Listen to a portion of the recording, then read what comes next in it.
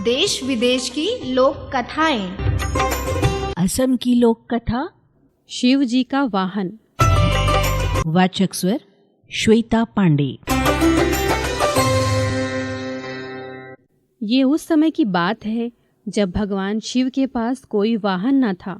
उन्हें पैदल ही जंगल पर्वत की यात्रा करनी पड़ती थी। एक दिन माँ पार्वती उनसे बोली, आप तो संसार के स्वामी हैं, क्या आपको पैदल यात्रा करना शोभा देता है?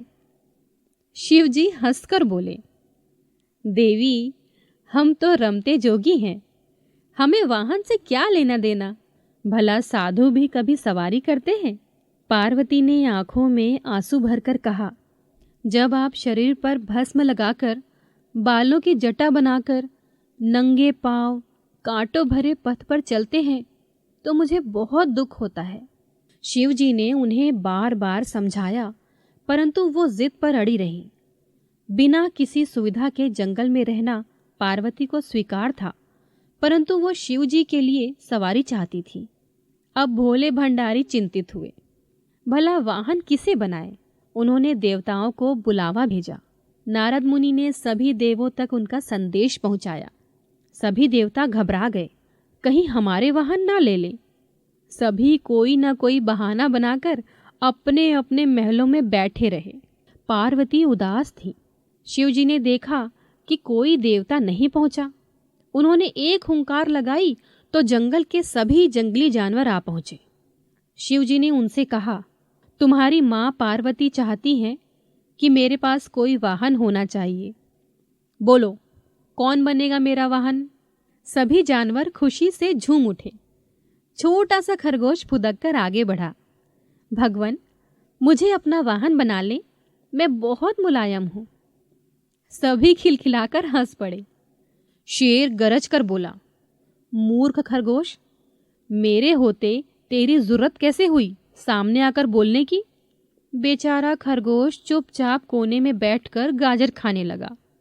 शेर हाथ जोड़कर बोला, प्रभु, मैं जंगल का राजा हूं, शक्ति में मेरा कोई सामना नहीं कर सकता, मुझे अपनी सवारी बना ले। उसकी बात समाप्त होने से पहले ही हाथी बीच में बोल पड़ा, मेरे अलावा और कोई इस काम के लिए ठीक नहीं है। मैं गर्मी के मौसम में अपनी सूंड में पानी भरकर महादेव को नहलाऊंगा। जंगली सुअर कौन सा कम था, अपनी थूथन हिलाते हुए कहने लगा, शिवजी, मुझे सवारी बना लो, मैं साफ सुथरा रहने की कोशिश करूंगा। कहकर वो अपने शरीर की कीचड़ चाटने लगा। कस्तूरी हिरन ने नाक पर हाथ रखा और बोला, छी, कितनी गंदी बदबू आ रही है, चल भाग यहाँ से, मेरी पीठ पर शिवजी सवारी करेंगे। उसी तरह सभी जानवर अपना अपना दावा जताने लगे।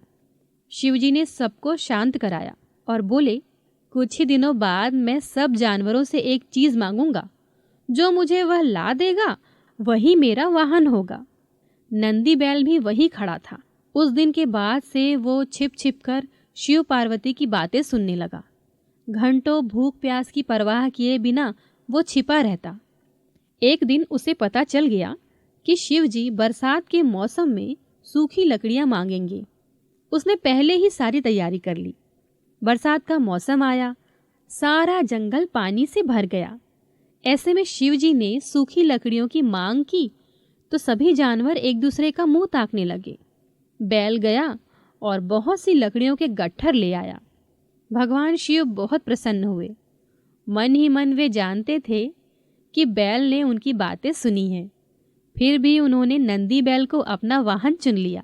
सारे जानवर उनकी और माँ पार्वती की जय जयकार करते लौट गए।